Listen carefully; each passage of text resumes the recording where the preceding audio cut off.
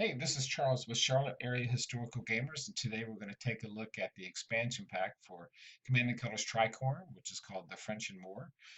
Just brought the original box so we can kind of compare some of the components as we're doing the unboxing. This is my second take, so you'll notice that some of the components have already been out and unwrapped. The first thing I thought that was nice were the dice. So the new dice. So the old dice were shiny printed dice and probably need to be lacquered with something to help protect them. The new ones are kind of 3D printed. You can see a little bit of indentation there, or 3D etched, and quite a bit larger. So you can make the new guy using small dice.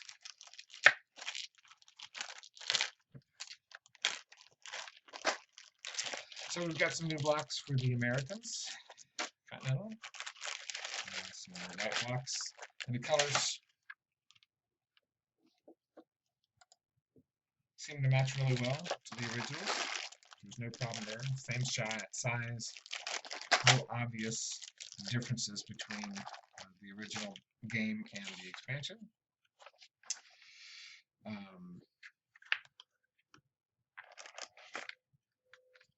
More British American markers.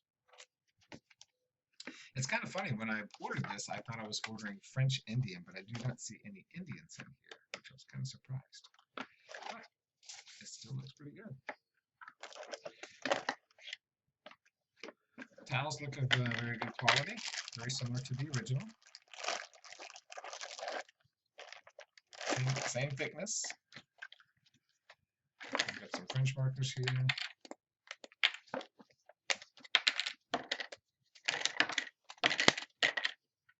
Get a little too excited here to get started on the game. All right, we've got 2 sheets of stickers.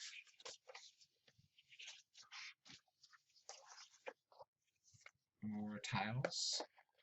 And some river tiles, some road tiles. More road. Fortifications. Towns. More French markers. Germany.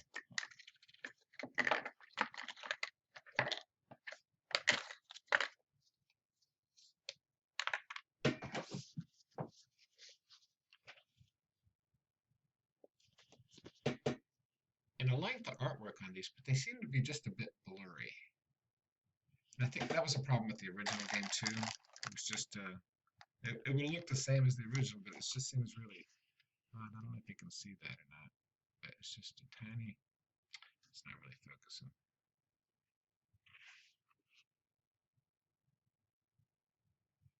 It's not as blurry as the picture is showing, but it's definitely not the clearest picture, but it's still pretty good.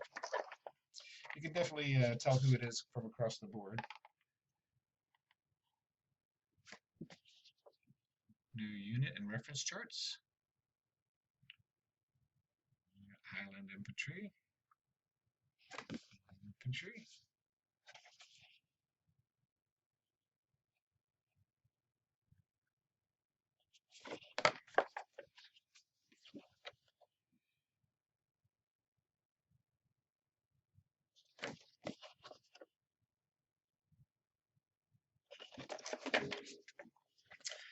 New terrain effects, including the expansion. So we've got camps. Hill with a camp. Church. Hedge.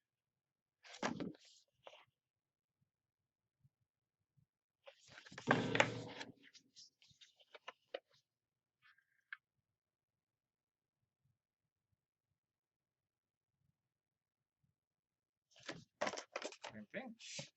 So it's nice you have 2 player aids.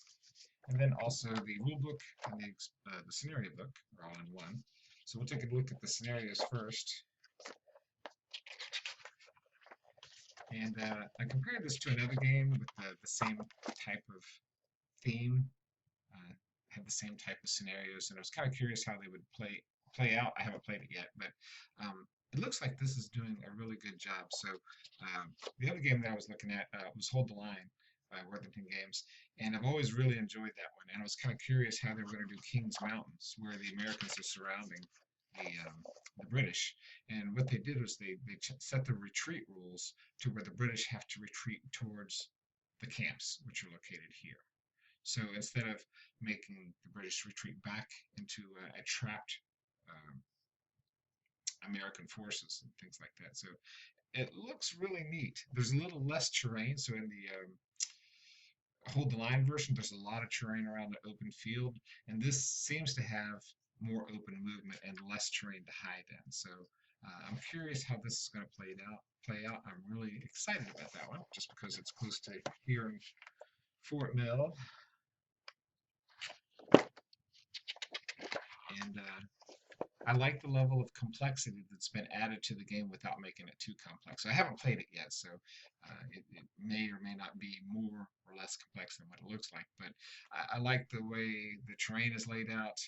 Um, it looks a little more in depth. So hold the line is a good system too. Basically, each unit can either move or fire, and that's your decision factor. And you don't have any cards to affect it, so it's another good one to check out if you want. So we got Bell's Point, Brandywine,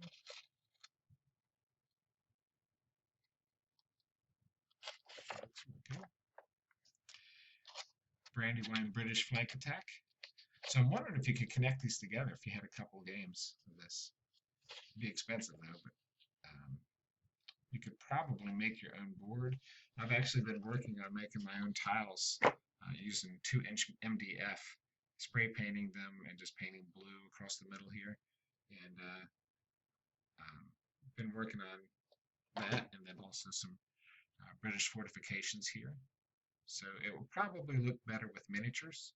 So I'm still working on that too. But and then these are little Monopoly houses you can get on Amazon, paint them up, stick them to a hex, put a little flocking on there, and use that as a town. So I have to make some for camps now, it looks like.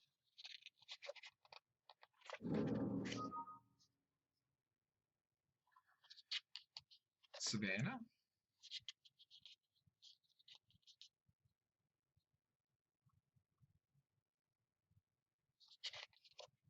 So hopefully when I get to play these, I'll be able to compare these to some other games that I have as far as how the scenario is treated.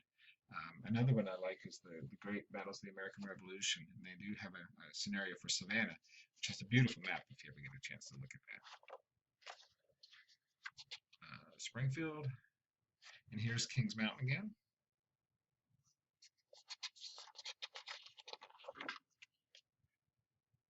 Gloucester Raid, and Yorktown.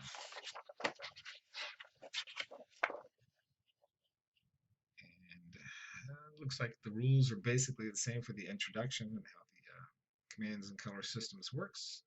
The combat cards did not come with any additional combat cards. The battle dice are the same. The victory counters.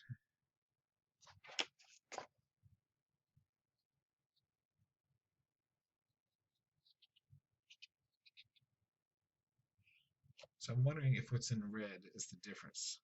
So the number of block losses a unit has suffered does not affect the number of battle dice it rolls in combat.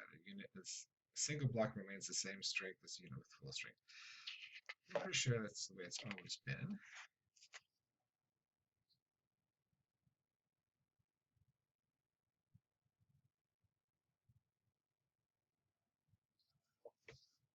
So we got a French Grenadier.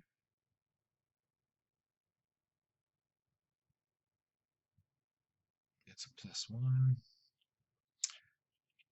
This looks really fun.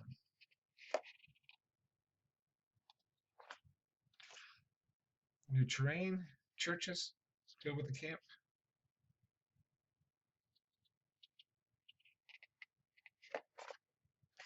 And that's pretty much it. So it's available from Compass Games for $54.